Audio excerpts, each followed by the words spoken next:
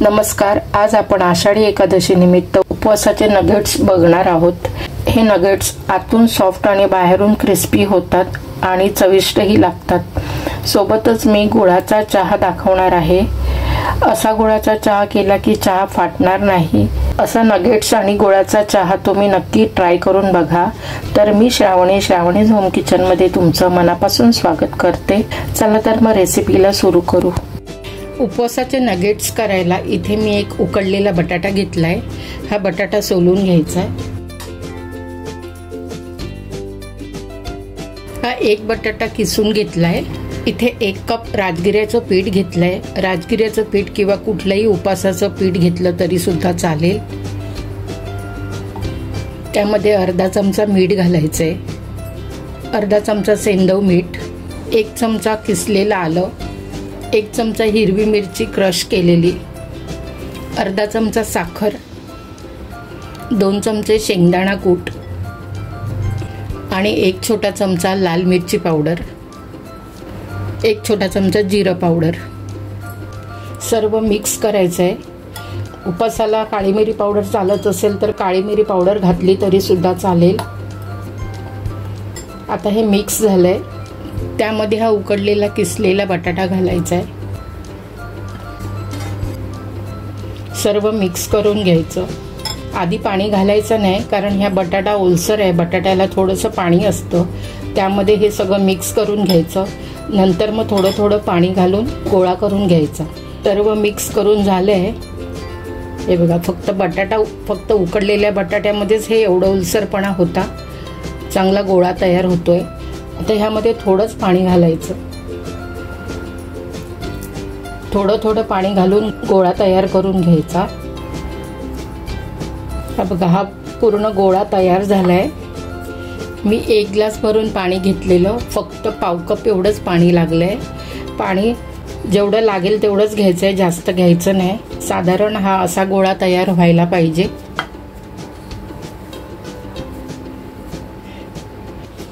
आता हा गोळा तयार झालाय. 10 मिनिटं हे असंच ठेवून द्यायचं. थोडं तेल लावायचंय आणि हा चांगला गोळा मळून घ्यायचा.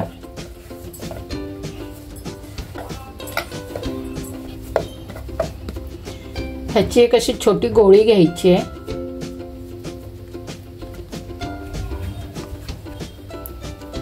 गोळी गोल करायची.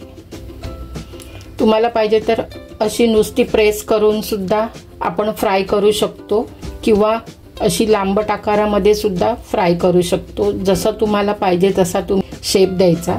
आता माझ्याकडे हा साचा आहे, त्यामध्ये मी घालून गोल शेप देते.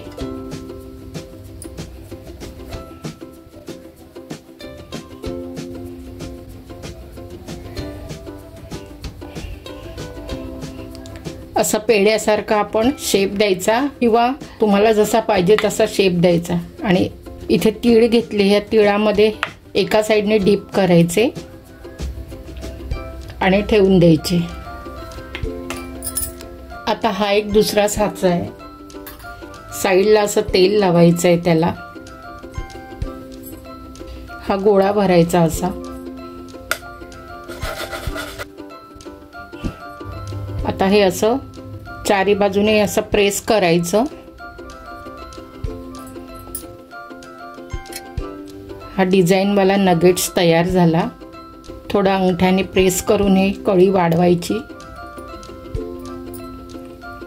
तिळामध्ये डीप करून घ्यायचा.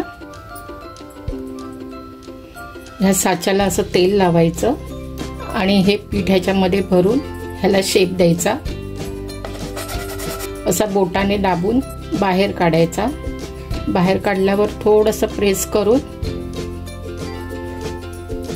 पातळ हवा असेल तर थोडा प्रेस करून दाबून घ्यायचा असा, आणि तिळामध्ये डीप करायचा. हे असे सगळे करून फ्राय करून घ्यायचे. बाकीचे मी हे करून घेते. तुम्ही बघू शकता. हे बघा, मी साच्यामध्ये घालून अशा प्रकारे तयार केले. तुम्हाला पाहिजे तसे तुम्ही शेप देऊ शकता.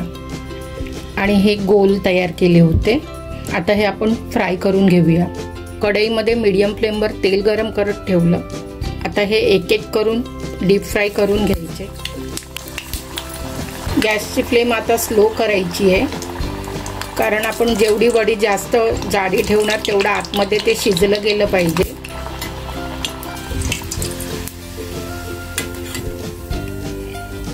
काढून घेते, दुसरे सोडते. गॅसची फ्लेम मी मीडियम टू लो ठेवली आहे.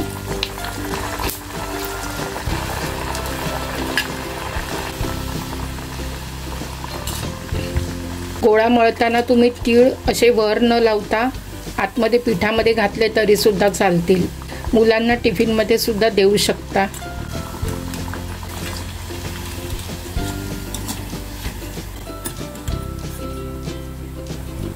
हे बघा किती छान दिसत आहेत. आता मी बाकीचे सगळे तळून घेते. हे बघा फ्राय करून झाले. 1 कप पाणी घेतलंय आणि 1 कप दूध.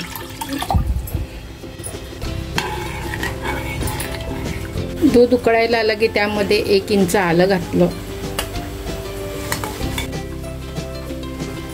आलं चांगलं दुधामध्ये उकळायला द्यायचंय.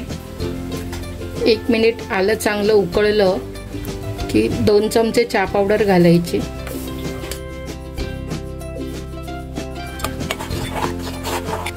चांगली मिक्स करून घ्यायची चहा पावडर.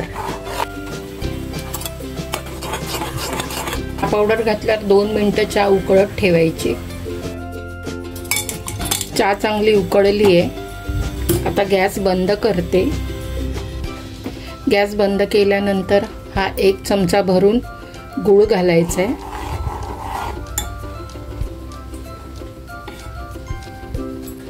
आणि चहा झाकून ठेवायचा. आतून सॉफ्ट आणि बाहेरून क्रिस्पी असे नगेट्स सर्व करूया. नगेट्सला शेप दिल्यामुळे दिसायला खूप चांगले दिसत आहेत. लहान मुलं सुद्धा हे आवडीने खातील.